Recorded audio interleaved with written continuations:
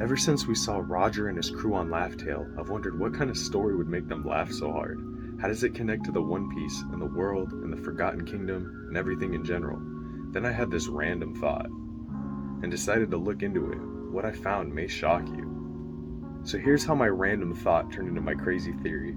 We can all agree Being Sake has some pretty detailed lyrics that many have theorized tell part of the Ancient Kingdom story. So I started thinking, how funny would it be if the One Piece was like a song or a piece of music, right? Alright, bear with me. We know the ancient weapons are named after Greek gods, so I decided, alright, I'm gonna go with this thought.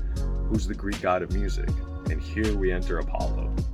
Not only is Apollo the god of music, but he is also the god of the sun. Joy Boy, perhaps? After doing some research on Apollo stories, one story in particular stuck out to me, the story of Apollo and Daphne. Daphne was a nymph who Apollo loved and chased after to the point of driving Daphne crazy. Daphne asked that she could be transformed into a laurel tree to escape his chase. Apollo swore his love to Daphne forever and wears a laurel wreath as a token of his unhappy love. Now, what is a laurel wreath? A wreath to be worn and is made by weaving the leaves of a laurel tree, kind of like weaving a straw hat, and was also worn by emperors in Rome. So I think there's a correlation between the straw hat and the laurel wreath that Apollo made. So now enter Im-sama. So this is where my theory breaks into this character a little bit. So in this theory, I'm portraying this character as a girl, so I'm gonna portray it as she, but when we're introduced to Im-sama, she's in like a forest-like room surrounded by leaf and plant life, and then also has that giant straw hat everyone's seen on ice, almost to remember Joy Boy by, and like the way the character walks by and just stares at it, right? There's a history with it.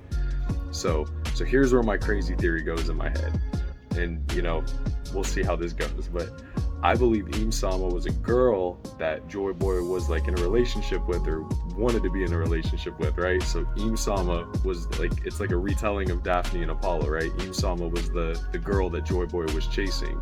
And just like Apollo and Daphne, the One Piece is going to be their story. It's a song dictating, that's what my theory is, that the One Piece is a song dictating the funny story about Joy Boy chasing Im-sama. And I think at Laugh Tale, there's going to be a statue or like a monument, and it's going to have the song engraved in it, and and the song tells the whole story. And I think that's why Roger and his crew were cracking up, and it was so funny.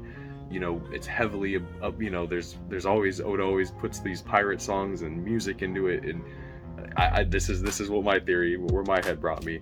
And I think that they were there's a lot of details in between this, but I think there's a lot they were both of like royal status, right? So somehow their love story and him wanting to be with her, and it didn't work out or something, and it's going to be twisted. It's not going to be exactly, I don't think she was transformed into a laurel tree, but the fact that she's surrounded by plant life, it's the straw hat, these are the things that I'm connected in my head. So the fact that the pilot was called Romance Dawn, right? It's just this big love story. It's a funny thing. After 20 years, it's going to be, oh my gosh, right?